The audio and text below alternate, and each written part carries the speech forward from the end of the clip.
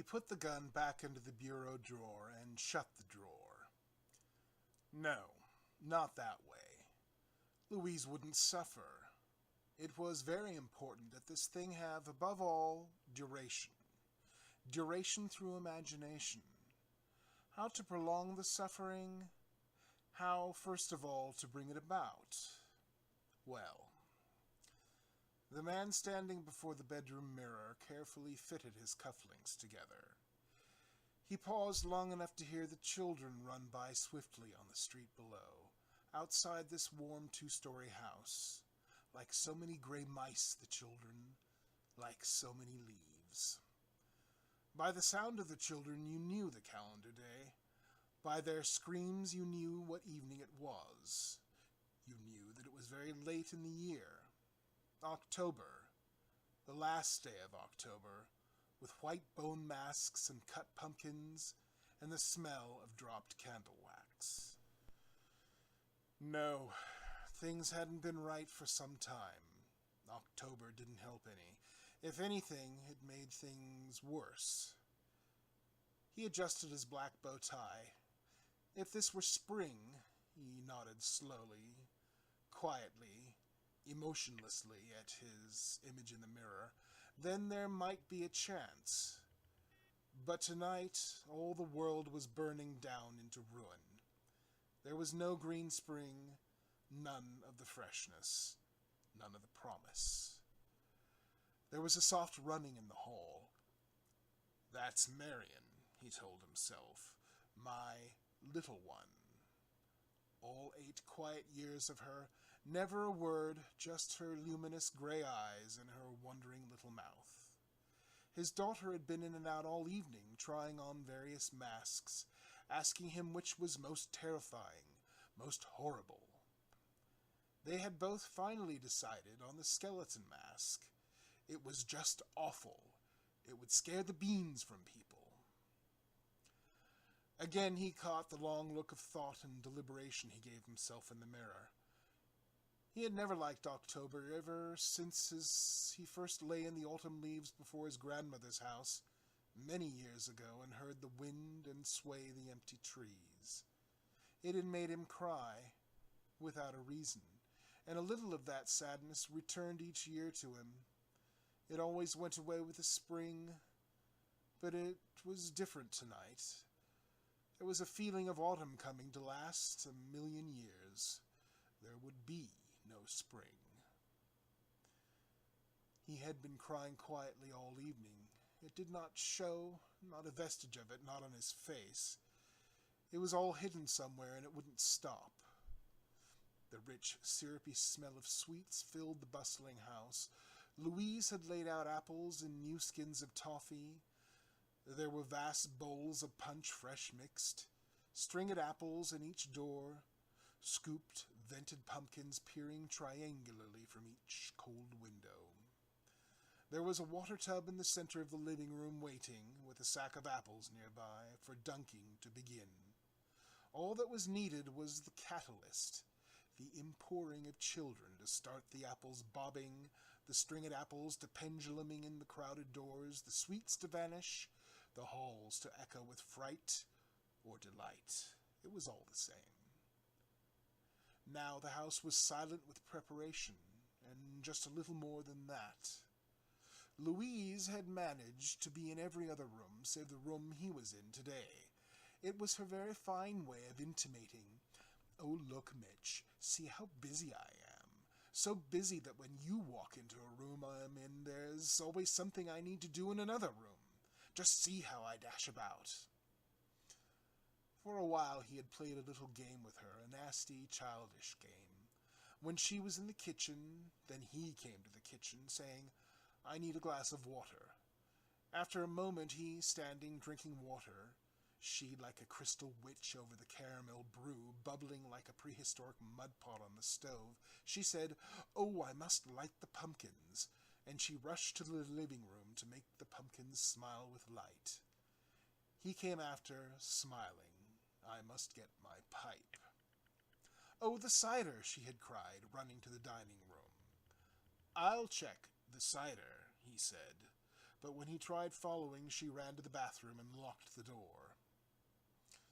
He stood outside the bathroom door, laughing strangely and senselessly, his pipe gone cold in his mouth, and then, tired of the game but stubborn, he waited another 5 minutes. There was not a sound from the bath, and lest she enjoy in any way knowing that he waited outside irritated, he suddenly jerked about and walked upstairs whistling merrily. At the top of the stairs he had waited. Finally he had heard the bathroom door unlatch, and she had come out, and life below stairs had resumed, as life in a jungle must resume once a terror has passed on away, and the antelope returned to their spring. Now, as he finished his bow tie and put his dark coat on, there was a mouse rustle in the hall. Marian appeared in the door, all skeletons in her disguise. "How do I look, Papa?" "Fine."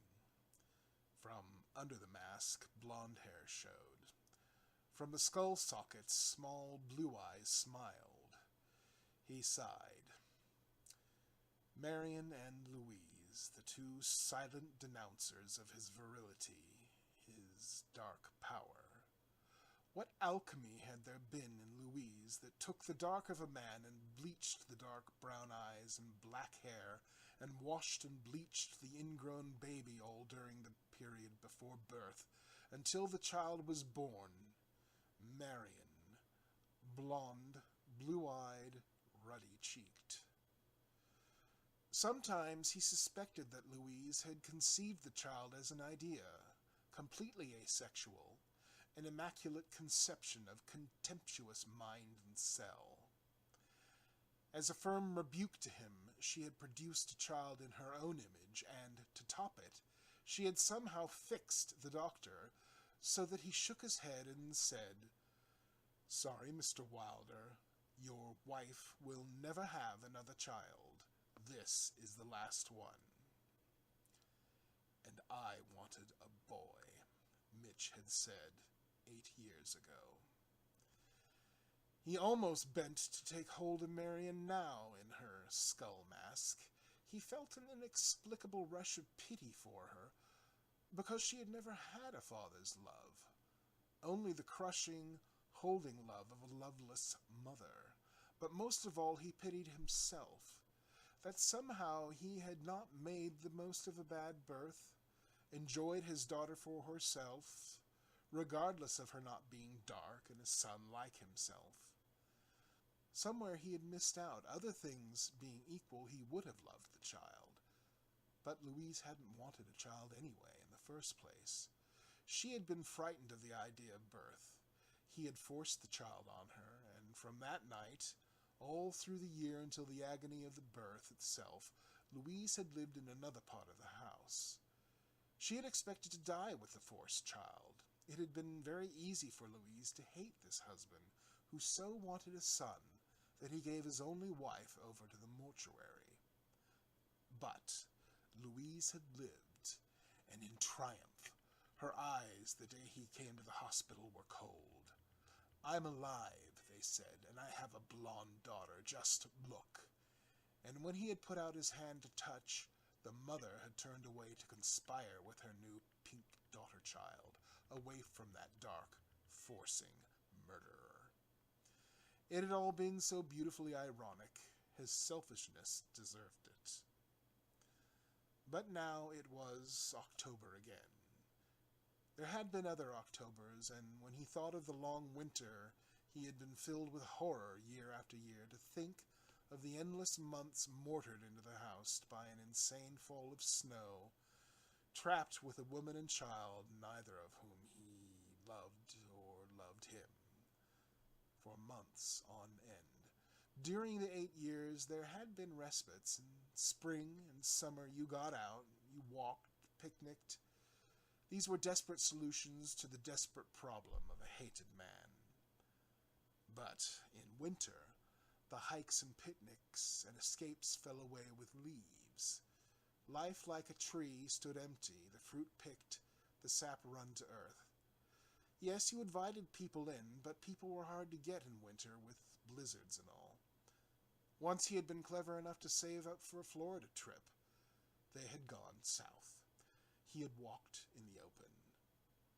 But now, the 8th winter coming, he knew things were finally at an end. He simply could not wear this one through. There was an acid walled off in him that slowly had eaten through tissue and bone over the years, and now, tonight, it would reach the wild explosive in him, and all would be over. There was a mad ringing of the bell below. In the hall, Louise went to see. Marian, without a word, ran down to greet the first arrivals. There were shouts and hilarity. He walked to the top of the stairs. Louise was below, taking cloaks. She was tall and slender and blonde at the point of whiteness, laughing down upon the new children. He hesitated. What was all this?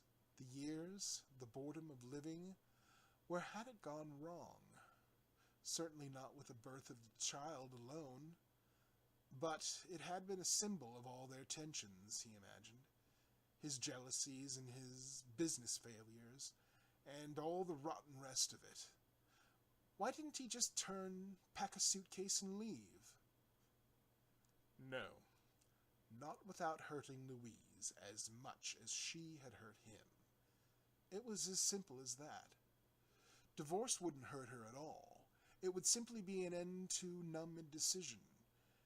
If he thought divorce would give her pleasure in any way, he would stay married the rest of his life to her, just for damn spite. No, he must hurt her. Figure some way, perhaps to take Marian away from her, legally. Yes, that was it. That would hurt most of all. To take Marian. Hello down there. He descended the stairs beaming. Louise didn't look up. Hi, Mr. Wilder, the children shouted, waving as he came down. By 10 o'clock, the doorbell had stopped ringing. The apples were bitten from stringed doors. The pink faces were wiped dry from the apple bobbing. Napkins were smeared with toffee and punch, and he, the husband, with pleasant efficiency, had taken over. He took the party right out of Louise's hands. He ran about talking to the 20 children and the 12 parents who had come and were happy with the special spiked cider he had fixed them. He supervised pin the tail on the donkey, spin the bottle, musical chairs, and all the rest, amid fits of shouting and laughter. Then, in the triangular-eyed pumpkin shine, "All house lights out!" he cried. "Hush! Follow me," tiptoeing towards the cellar. The parents on the periphery of the costume riot commented to each other, nodding at the clever husband, speaking to the lucky wife. How well he got on with children, they said. The children crowded after the husband, squealing. "The cellar," he cried. "The tomb of the witch." More squealing. He made a mock shiver. "Abandon all hope ye who enter here." The parents chuckled. One by one, the children slid down a slide which Mitch had fixed from lengths of table section into the dark cellar. He hissed and shouted ghastly utterances after them. A wonderful wailing filled the dark pumpkin-lighted house. Everybody talked at once. Everybody but Marian. She had gone through all the party with a minimum of sound or talk. It was all inside her, all the excitement and joy. What a little troll, he thought. With a shut mouth and shiny eyes, she had watched her own party like so many serpentines thrown before her. Now the parents. With laughing reluctance, they slid down the short incline uproarious, while little Marian stood by, always wanting to see it all to be the last. Louise went down without help. He moved to aid her, but she was gone before even he bent. The upper house was empty and silent in the candle shine. Marian stood by the slide. "Here we go," he said, and picked her up. They sat in a vast circle in the cellar. Warmth came from the distant bulk of the furnace. The chairs stood in a long line along each wall, 20 squealing children, 12 rustling relatives, alternately spaced, with Louise down at the far end, Mitch up at this end near the stairs. He peered but saw nothing. They had all grouped to their chairs, catch as you can in the blackness. The entire program from here on was to be enacted in the dark, he as Mr. Interlocutor. There was a child scampering, a smell of damp cement, and the sound of the wind out in the October stars. "Now," cried the husband in the dark cellar, "quiet!" Everybody settled. The room was black, not a light, not a shine, not a glint of an eye. A scraping of crockery, a metal rattle. "The witch is dead," intoned the husband. "Eee!" said the children. "The witch is dead. She has been killed, and here is the knife she was killed with." He handed over the knife. It was passed from hand to hand down and round the circle, with chuckles and little odd cries and comments from the adults. "The witch is dead, and this is her head," whispered the husband, and handed an item to the nearest person. "Oh, I know how this game is played," some child cried, happily, in the dark. "He gets some old chicken innards from the ice box and hands them around and says, 'These are her innards.' And he makes a clay head and passes it for her head, and passes a soup bone for her arm, and he takes a marble and says, 'This is her eye.' And he takes some corn and says, 'This is her teeth.' And he takes a sack of plum pudding and gives that and says, 'This is her stomach.' I know how this is played." "Hush, you'll spoil everything," some girl said. "The witch came to harm, and this is her arm," said Mitch. Eee! The items were passed and passed like hot potatoes around the circle. Some children screamed, wouldn't touch them. Some ran from their chairs to stand in the center of the cellar until the grisly items had passed. "Oh, it's only chicken insides," scoffed a boy. "Come back, Helen." Shot from hand to hand, with small scream after scream, the items went down, down, to be followed by another, and another. "The witch cut apart, and this is her heart," said the husband.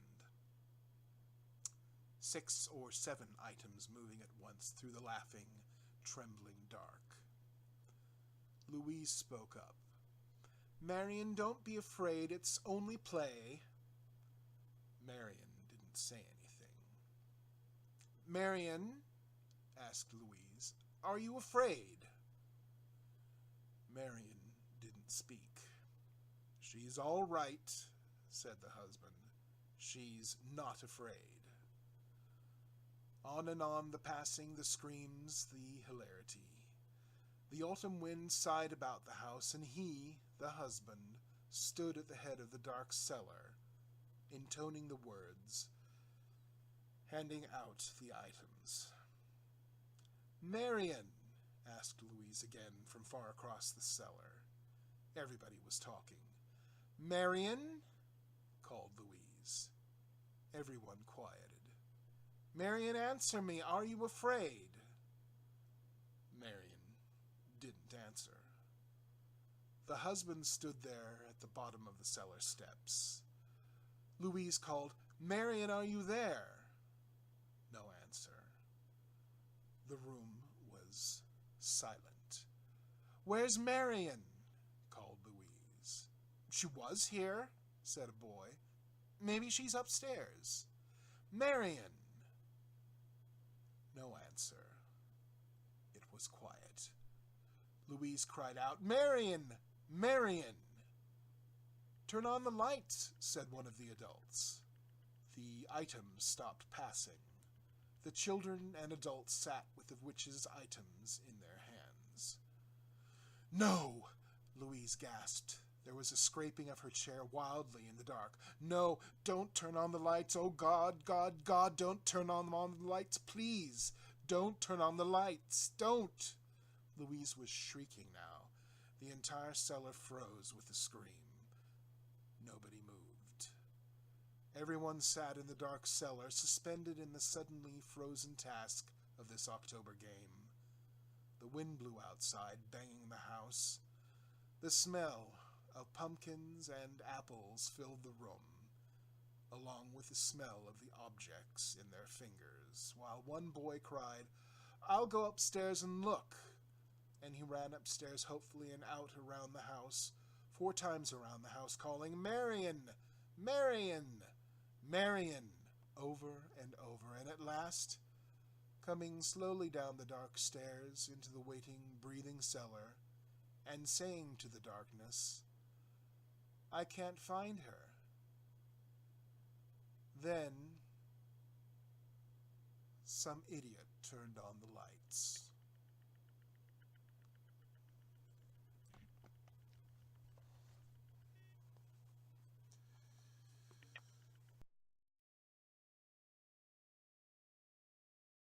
This has been a Kiss the Bug production.